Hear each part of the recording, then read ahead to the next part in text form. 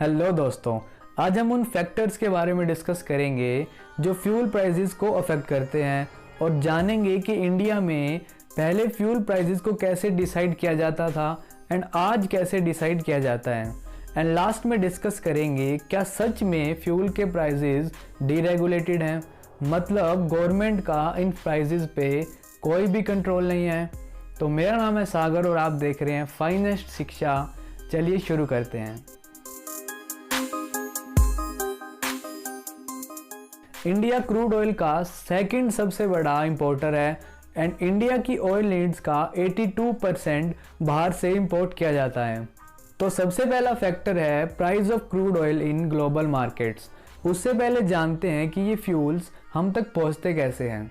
तो सबसे पहले क्रूड ऑयल को इंपोर्ट किया जाता है एंड रिफाइनरी कंपनीज इस क्रूड ऑयल से अलग अलग फ्यूल्स एक्सट्रैक्ट करती हैं एंड डीलर को यूज़ करके ये फ्यूल्स हम तक पहुंचता है। ग्लोबल मार्केट में क्रूड ऑयल का प्राइस डिमांड एंड सप्लाई से डिसाइड किया जाता है। According to a simple concept of economics, जब भी किसी कमोडिटी की डिमांड उसकी सप्लाई से ज़्यादा होती है तो उस कमोडिटी का प्राइस हमेशा राइज करता है। क्रूड ऑयल का प्राइस भी इसी डिमांड एंड सप्लाई मैकेनिज्म से डिसाइड किया जाता है।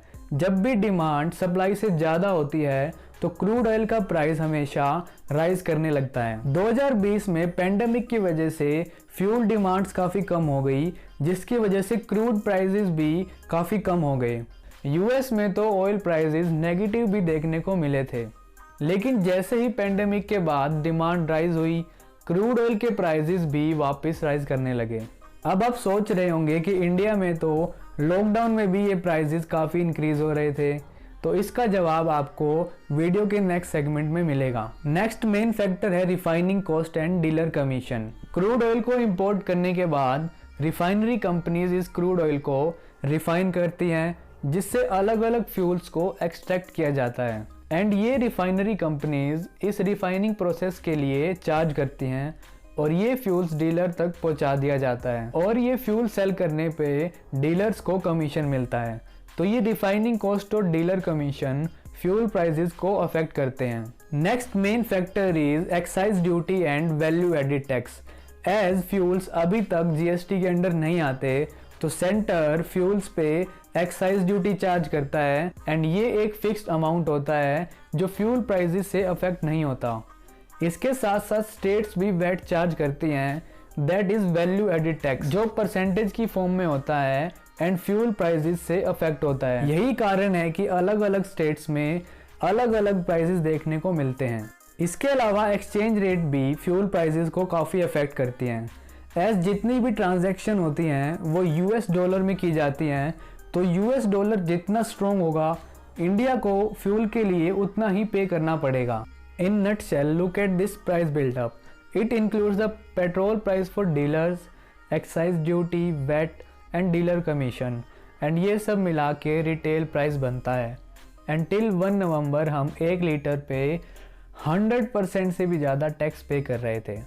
आइए अब जानते हैं कि पहले फ्यूल प्राइसेस कैसे डिसाइड किए जाते थे। तो 2010 से पहले फ्यूल प्राइसेस को इंडियन गवर्नमेंट रेगुलेट करती थी एंड एक फिक्स प्राइस रखा जाता था, जिससे पूरी कंट्री में वही सेम प्राइस हर स्टेट में देखने को मिलता था।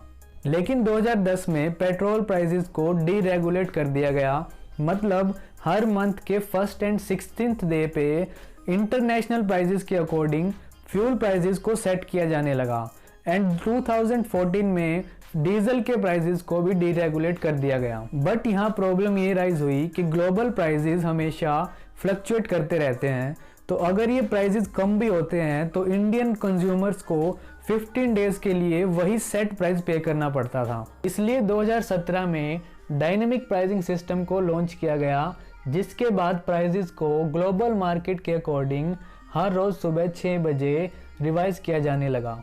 But the question arise, are fuel price really deregulated?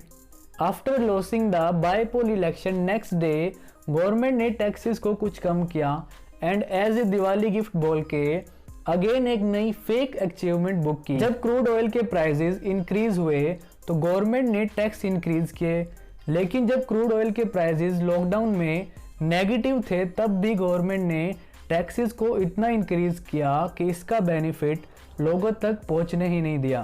And Congress oil bonds और फ्री वैक्सीनेशन को इन बढ़ते टैक्सेस का रीजन बताया। जबकि ऑयल बॉन्ड्स जो गवर्नमेंट को 2025 तक पे करने थे उनकी वैल्यू थी 1.3 लाख करोड़ एंड एक ही साल में गवर्नमेंट ने 3.34 लाख करोड़ कलेक्ट किए पेट्रोल डीजल एक्साइज ड्यूटी से, मतलब 3 गुना लगान। जब फ्यूल टैक्सेस को घटाने के लिए बोला तो इंडियन गवर्नमेंट्स ने ये बोला कि फ्यूल प्राइसेस डीरेगुलेटेड हैं एंड बाईपोल इलेक्शन हारते ही नेक्स्ट डे गवर्नमेंट ने इन टैक्सेस को कुछ कम किया and several politician tagged it as a Diwali gift.